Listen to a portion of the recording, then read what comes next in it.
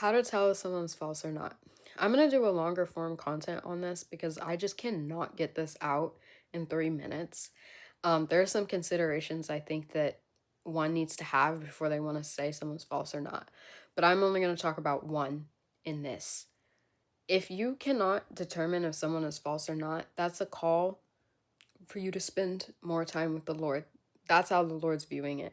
It's like you need to get a little more acquainted with me so that you know how I speak, so that you know how I don't speak, so that you know my character and my heart for you and for people.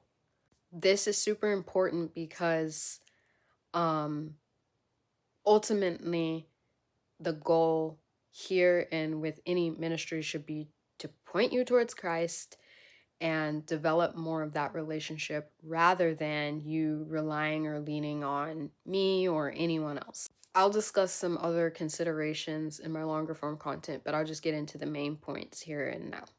So, if a preacher, prophet, teacher, whomever is pointing towards self, just like I just said, I want you to take everything I say back to the Lord, focus on the Lord. It's not about me. If what I was saying was like, you have to listen to me or these doctrines that I have, and outside of that, you're in the wrong. That's cult like behavior, cult like thinking, okay? And how people unfortunately get swept up into that kind of stuff. It is not about me. It should not be about that person. It should not be about their revelation or their words or anything like that.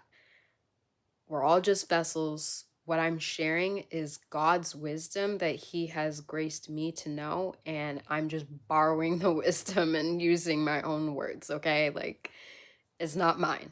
The way in which I guess you can tell, if you can't tell if this is happening to you, is if you literally cannot listen to anyone else because only they're right or something like that, or they do just straight up say, like, um, you can only listen to me or something ridiculous like that.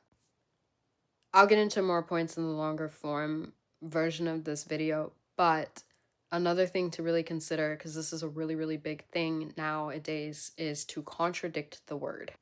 A lot of people use the excuse the word was written back in the day, and like there was the Geneva Committee that changed the whatever the case is. If you don't have solid footing on the word, you are not gonna have a stable relationship with Christ. That's just how it works. There's a reason why Jesus is one of the names for him is the Word.